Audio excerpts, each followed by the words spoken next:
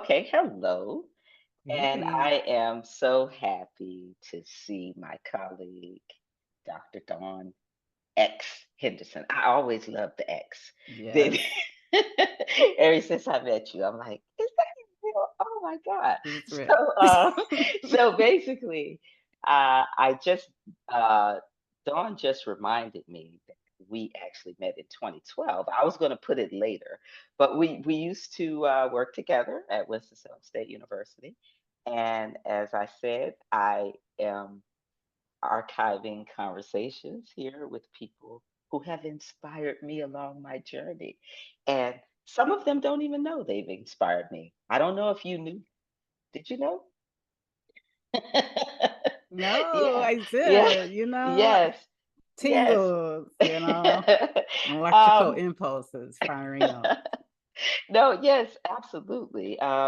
And so we met in 2012, which now was 13 years ago. I can't believe that. Yes, And so I want to just start by officially greeting you and thanking you for coming and chatting with me. yes, And I want to do as I normally do, give you an opportunity instead of me running it down. Um, tell anyone watching anything about, like, where are you from? I know some of it, but, like, for yes, purposes of preserving, and anything about your background and your yes. trajectory to where you are, and anything you wanna share about who was little Dr. Dawn X before she was Dr. Dawn X. Dr. Donna. I think I was born as actually, no. All right. Take it away. Yeah, so I am the daughter of Jacqueline Louise Ward, James Willie Henderson. I am middle-born child, sister to Darul Islam X Henderson, Badia X Henderson. We all have Wow. X officially as our Oh, middle initial on our birth certificate, on our social nice. security card. My father was a Black nationalist, and so that was what he gave us. And I think I struggled a little bit, but decided, along the way in that naming, just having that X in the middle. But I hold on to it. I'm a proud mother of twins, a Tisha and Tajai, of a daughter, Day.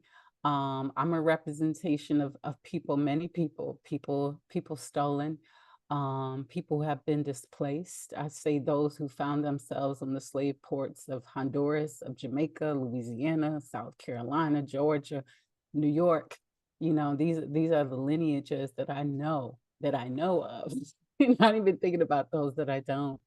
Absolutely. I represent individuals who migrated a lot, migrated from Oklahoma to Kansas to Missouri to Arkansas to South Carolina to Georgia to Chicago to, to all the places. And for me, my parents met in a place called Camden, New Jersey.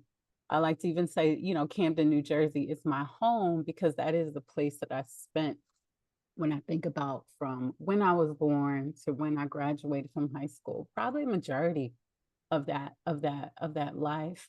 I'm a proud product of 3 decades of women educators who Wow. purposely chose to work with children who had disabilities, those who were Spanish speakers coming to this country, those who were high school incompleters, those who were first generation folks. Like, I Wow. represent 3 decades of that. You know what I mean?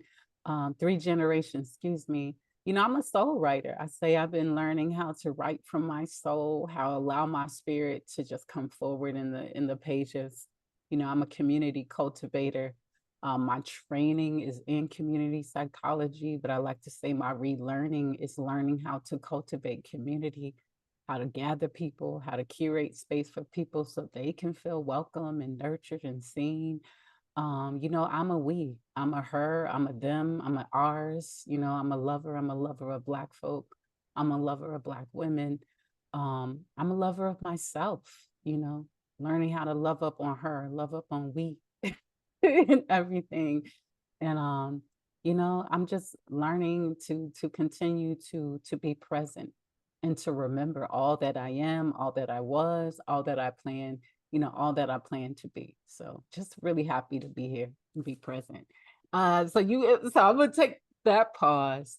The younger Dawn was quiet sometimes. Hmm. I tend to go within a lot.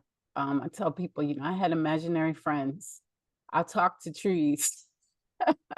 I Oh, wonderful. Yeah, I mean, I was the one who was crying in the corner because I didn't have a lot of spaces that allowed me to cry openly. And so I would go find some corner and conjure up my imaginary friends, have a conversation with God through the trees. I'd be like, God, do you love me? Tell me if, you know, talk to me, Oh, trees. And the trees would blow in the wind. I'm like, okay, thank you. You know what I mean? I know you I still would. care for me. I wish I could have met her. But maybe Yes. I am. She's still Yeah, here. yeah, she's still here. I'm a child who had to learn very early how to throw my hands up and fight, fight boys who,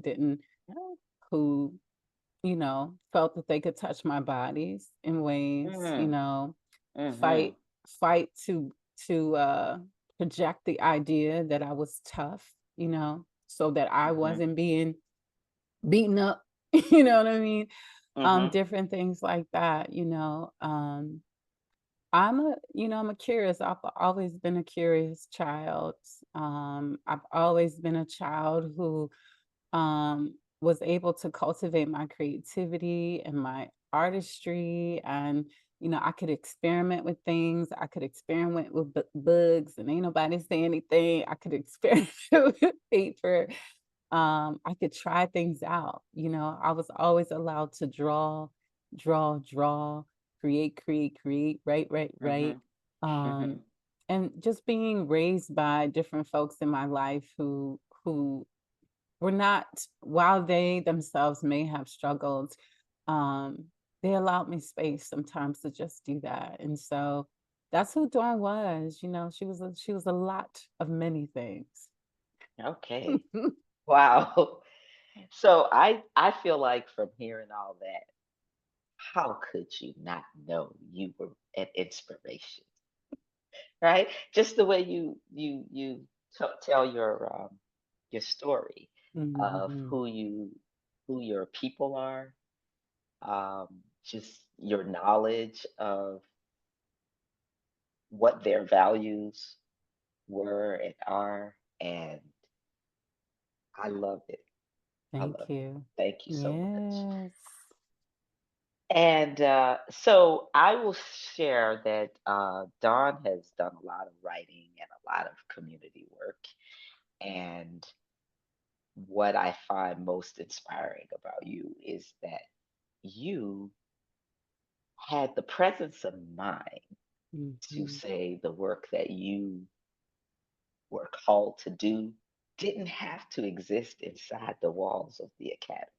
Yeah. But I'm referring to We Claim Research. Yes. And so I don't know if she was aware that I read this blog, and so I read it and I sit with some of the words, and I have pulled some words from your own writing on that Yes. site, and I just wanted to have a casual chat about just a few. I could have pulled more, Yeah. but but Thank you. I just pulled a few that I just wanted to have you respond to. Yes. And so shall we start? Yeah, let's go. I'm ready. Okay. All right. And this is in no particular order. Yeah. Um, so I wanted to ask about we hold space to claim research connected to our bodies Yes. and remember what we have always known. Yes. Could you share anything you want to Yes. share Yes. to, I don't know, just share, teach a little more around what does Yes. that mean? Yeah. So I want to give a little bit of context here. Mm-hmm. So last year I Okay. lost the fourth person who helped to raise me between my birth and my older adolescence. So that was my father. My father Oh, passed respect, last year. respect. Mm-hmm. My mother had passed my first year in high school. My Aunt Mm-hmm. Pearl passed a month before Okay. I walked and got my PhD. And then my Mm-hmm. grandmother had passed 2 years later. And so when my father passed, I say that it was a rewounding, um, and also a very healing moment because it allowed me to actually question who Dawn was and what did Dawn want to be in the next, 5 plus decades, of my life or whatever. So I have to, Mm-hmm. I have to, I have to honor that moment in my life because it was Okay. that moment in my life where I began to do a lot of inner work, like a lot of that going back to Dawn as child, as being very introspective, of just being very quiet and talking to herself. Like Okay. I had to talk to myself, Michelle, and Oh. ask myself what have been my practices. What have I known for a long time but was afraid to name. I also had to go back and say, what are the books that I've been reading, and different things of that nature. And so I just started pulling on the things that I've always known, you know what I mean? Always Mm-hmm. known. And when I say that, I tell people, I started out as a middle school science teacher. I started out as trying to make science enjoyable Okay. for Black kids, really Mm-hmm. mostly Black children. Mm-hmm. Um, and I had to introduce a lot of terms in ways that were culturally relevant and culturally aligned and Mm-hmm. affirming. And Okay. it was Yes. like by creating a space where I'm like, we've always been scientists, right? Meaning Mm-hmm. Black indigenous people have always been scientists, like the Mm-hmm. messaging by looking at different ways in which I could have them quote unquote do experiments or whatever.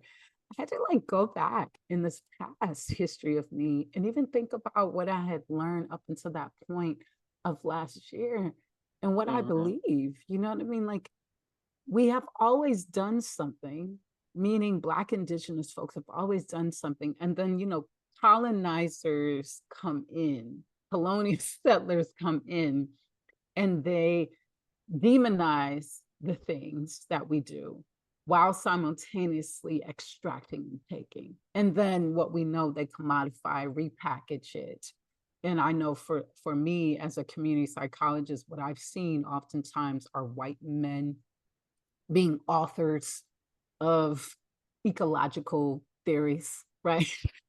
you Yes. know, and you're like, Yes. in my head, I'm like, my body's like, something's tight in me, right? Like, why is it hard for me to believe that this white man gave this thing? And that's what I talk about. You know what I mean? Like even the term research, like it has been released in our lexicon, and we have so much trauma around the word, particularly Black indigenous folks, right? But in truth, we've always done this. We've always asked questions of our world. We've always relied on our bodies, again, our senses to understand the world, to help us make sense of the world. And we've always, again, allowed on almost like an innate curiosity and creativity to come up with the things to continue to honor our world, right? Honor the people, honor the solutions that we need, so that we are connecting to each other in a different way, and Mm-hmm. so that's what I've been believing at the core of me, and I've been confirmed in that knowledge. And when I say confirmed, there are scholars. There's an indigenous scholar called Dr. Sean Lewis who talks Mm-hmm. about research as ceremony.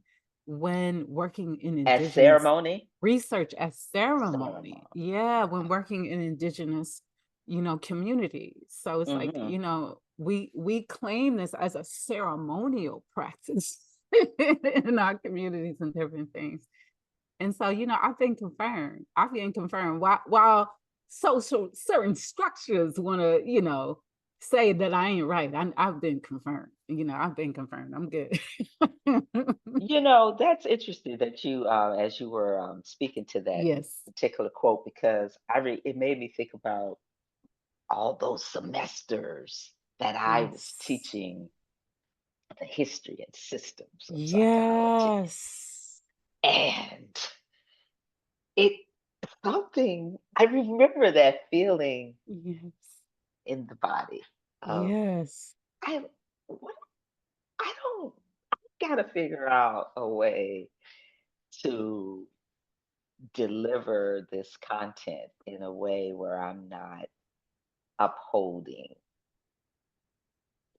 these untruths Yes. and omitting Yes. the facts of what some of these men's mindsets were, Yes. whose names continue to appear over and over and Over and over over in the again. standard Yes. Eurocentric textbooks. Yes.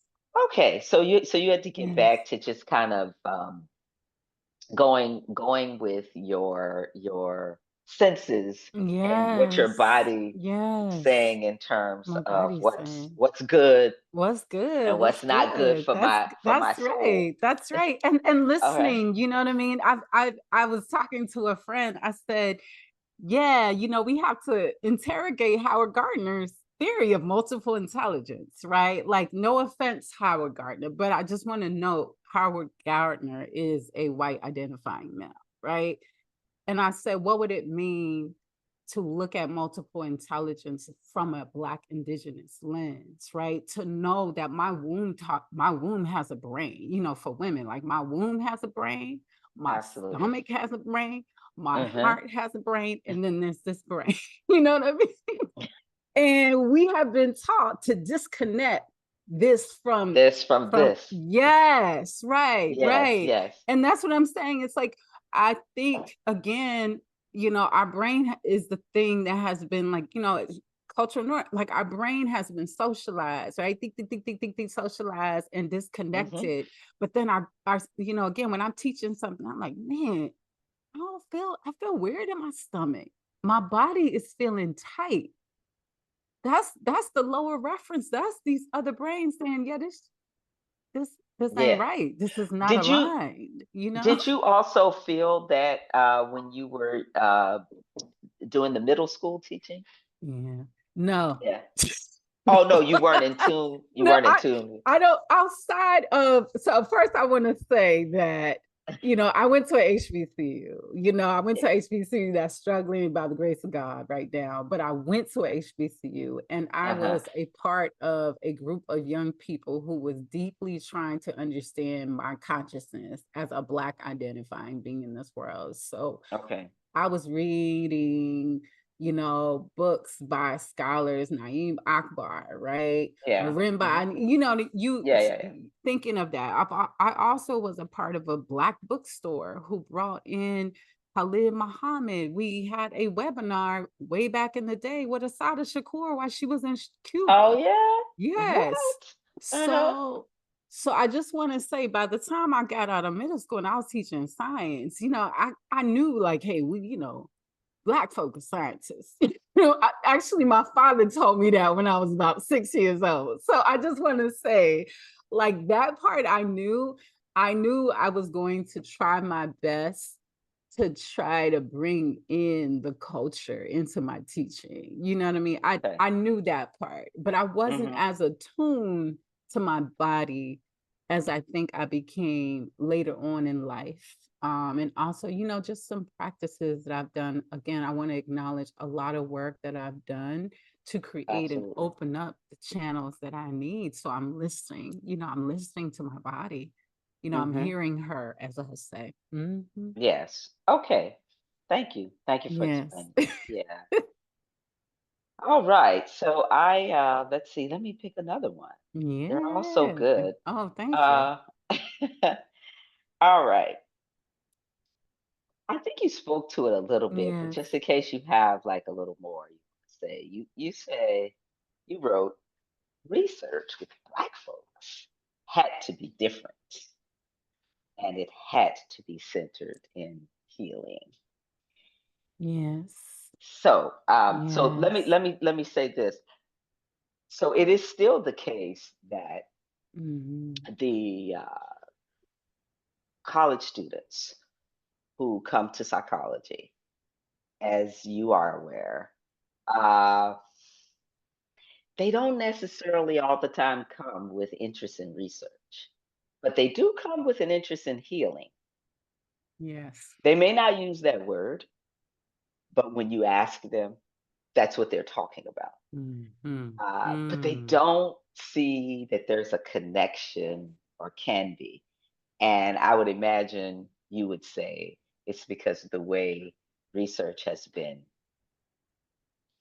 marketed to them or not Yes. marketed to them Yes. is Yes. what's behind that.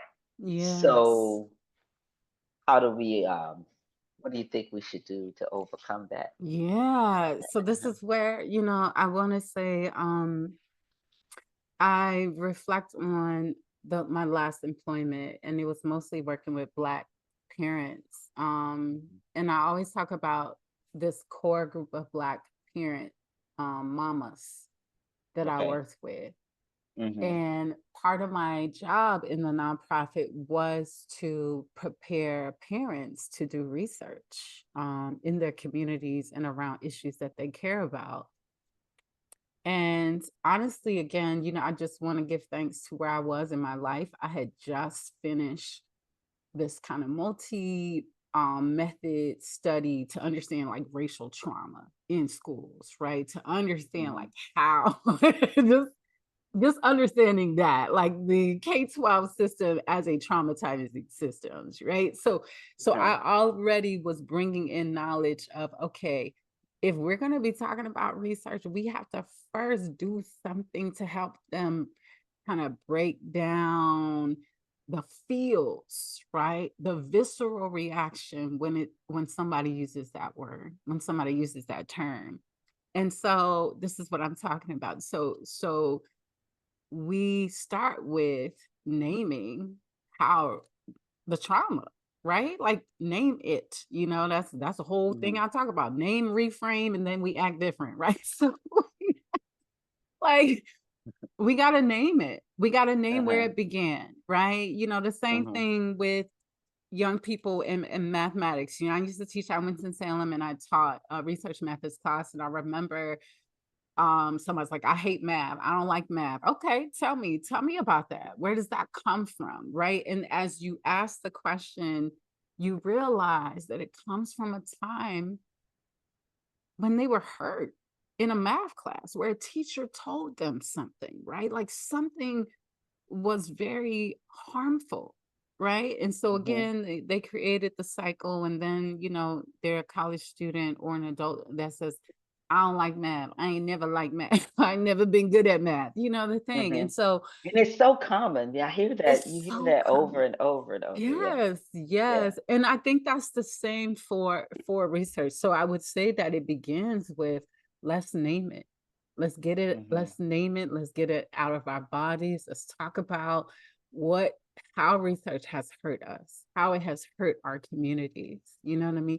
Let's do that. And I think again, that's part of, again, I'm not a therapist, but I do know that there's a practice of being able to name, our traumas, right? Being able to name the harm. And then we Hmm. go back and retell a story. We retell that story. What would happen if we did it differently? What would happen if we actually started an interview or our focus groups with, something we do is touchstones. We start with group agreements. We start with, let's hear about your wellness first. Let's hear about your dreams first, right? Let's not go into this other part first if we don't practice the term, right? Association of Black Psychologists talk about sawubona. If I don't recognize and see See you you. and hear you Hmm. first, Yes. and do that. Yes. Um, and that's what I learned. That's what I have learned and I continue to learn. And, that's the work that I want to do because, again, fundamentally, I do believe that Mm-hmm. research is a pathway for us to enact social change in the communities we care about. That's my Mm-hmm. bias. That's my value orientation. Hmm. Mm-hmm. And so the parents, you said the parents were Yes. doing the Research. Yeah, research. research. But we had to start at a place, you know what I mean? So Yeah. before we were even teaching them how to conduct like the ethics of research and participatory research, that's what we focused on. We Mm-hmm. had to just facilitate dialogue around how many of you have been a part of research. Raise your hand. Let's talk about that experience. How many of you Mm-hmm. participated in research or conducted Mm-hmm. research yourself? Let's Mm-hmm. talk about that. Let's talk about what that made you feel, whatever. You know what I mean? Before we even talked about the ethics of research, we had to hold space for, let me tell you what y'all about to learn about, right? They're going to teach y'all Mm-hmm. about the Belmont report, all these things.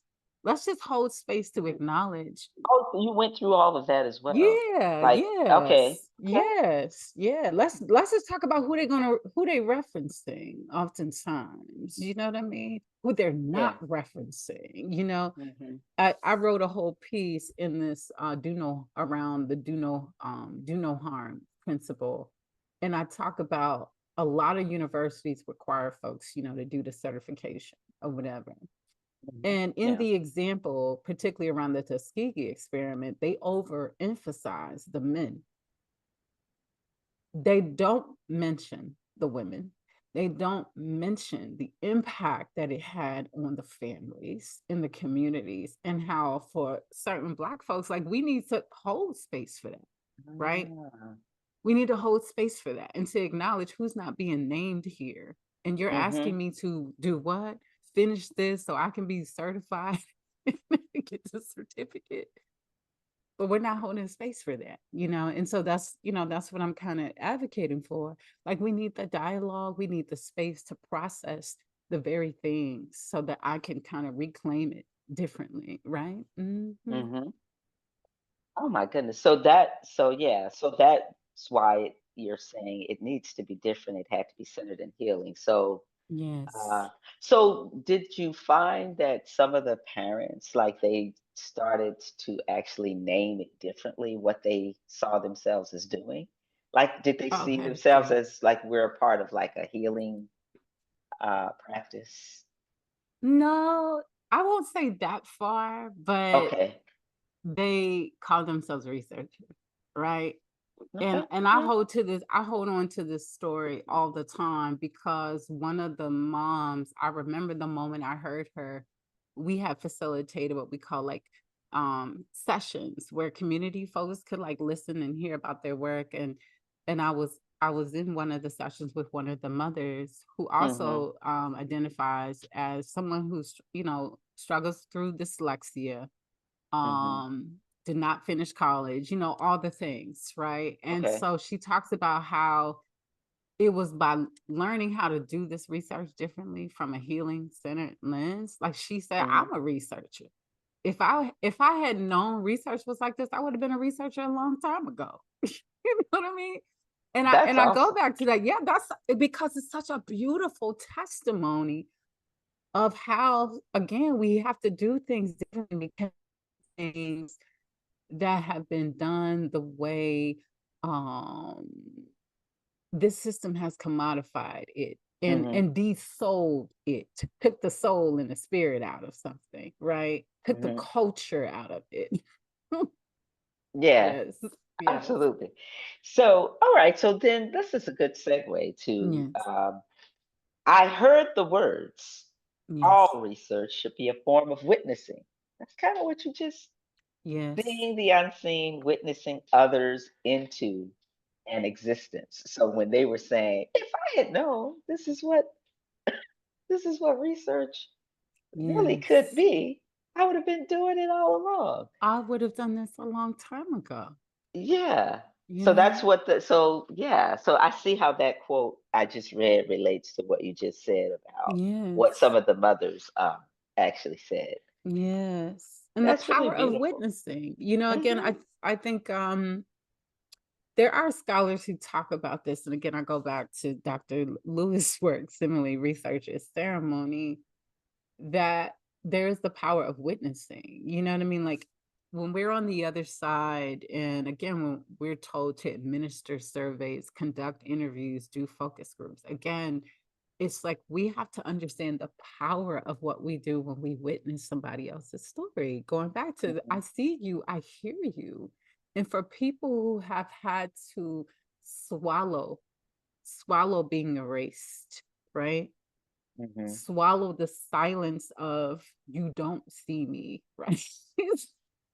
And for us to be in a place where we're doing the opposite of that, where we're countering, we're creating a different kind of alternative reality. We're actually seeing them, we're hearing their voices, we're asking them to speak, right? In whatever ways that they do, that is healing. Yes. Yes. So because I, Yes. because in working, with the students, like I've always thought about, yeah, but research doesn't have to be what you all think it only can be. Yes. Because with the work that you really want to do in your communities, because it's basically, what they want to do. They want to go back to some aspect of what they knew and Yes. help to transform something. And Yes. but what they get in the typical curriculum, I don't think they see the connection. So this is why I like what the we claim research Yes. is all about.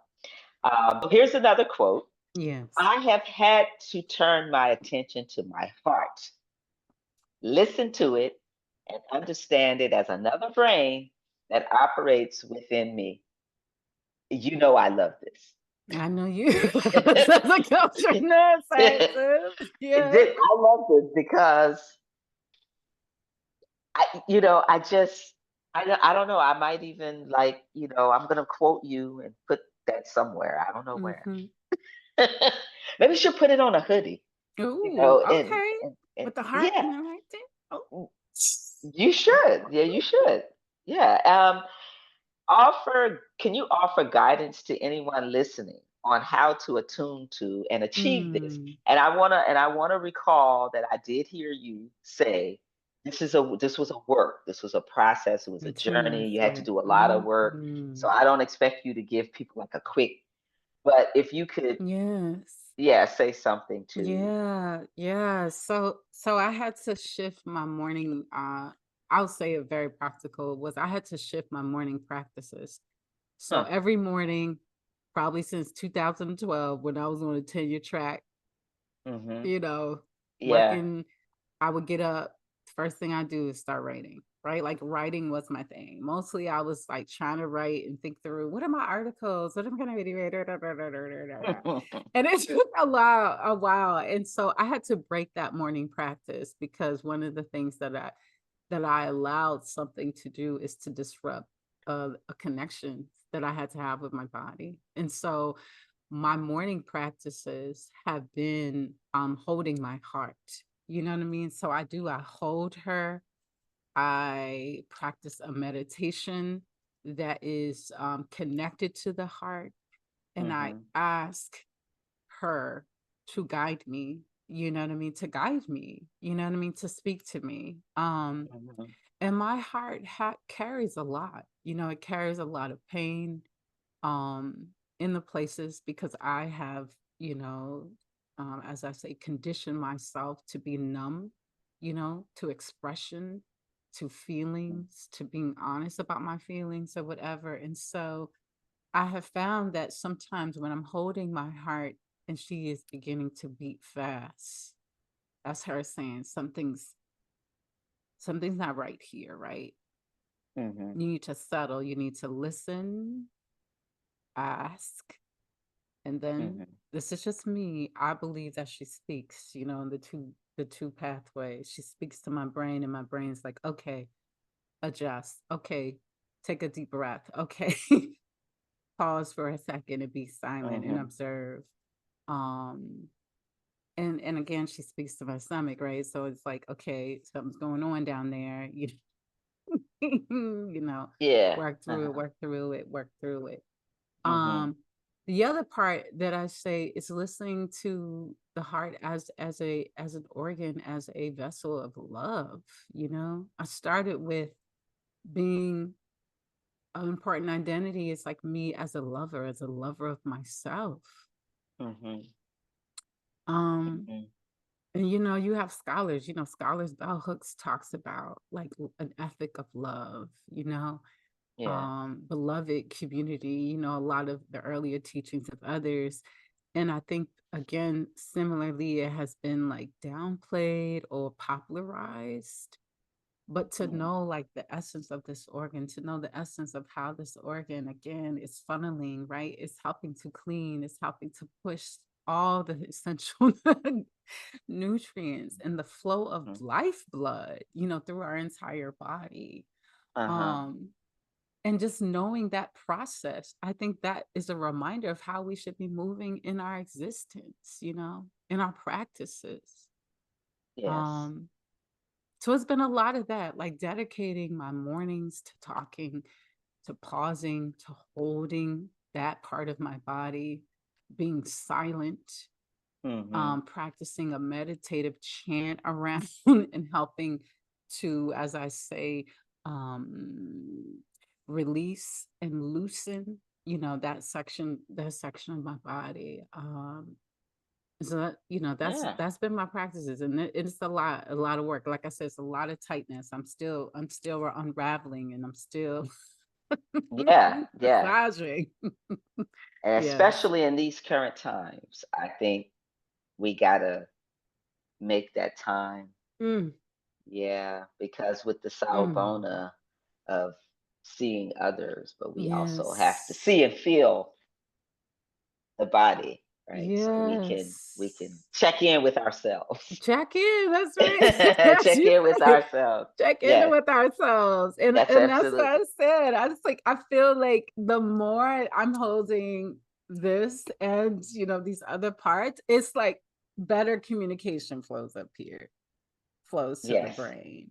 But when I just absolutely. allow this and I'm like trying to shut off this because of whatever I'm feeling and I'm not allowing it to express, I'm oftentimes making very reactive, Hmm. decisions. I'm Mm-hmm. also I'm also kind of again, engaging in probably I would say short-circuited communication, all the things, all the Yeah, things. Yeah. absolutely. Yes. Mm. Yes. So, okay. Well, Dr. Don X, what a pleasure. What a Yes, pleasure. it is. And And you are such an amazing being. You talk about, I just want to say, like, similarly, like a fan, the like fanning, you know what I mean, in this way of when I came to Winston-Salem State University, you have always been like this kind of Zen spirit, such a oh guide, such a wow. like calming force. And also Oh, just thank you. always same, like I felt like everything that I brought to you, you were always like, oh, that sounds amazing. Do it, do it. You know what I Because mean? it's yeah. I mean, because yeah, I mean, no, I received that, but I just I don't know. I'm just grateful for everyone who's willing to come and record with me because it's special to me. And even as you were speaking just now about your morning, when I post the video, like people don't know Yes. what time we were recording. Like we were Yes. recording early in the Yes. morning. So I really appreciate that you carved out some time in your morning for this. It I works really, I really out. appreciate that. And thank you for your kind words. And I'm going to continue to read the blog. And Okay. I had yeah. to I had to I had to slow down because I was doing it like when I first, weekly, I was like, oh my gosh, I have to get it out. But I Uh-huh. moved it to, I haven't dropped July's, but I'm moving it to Okay. once a month. Okay.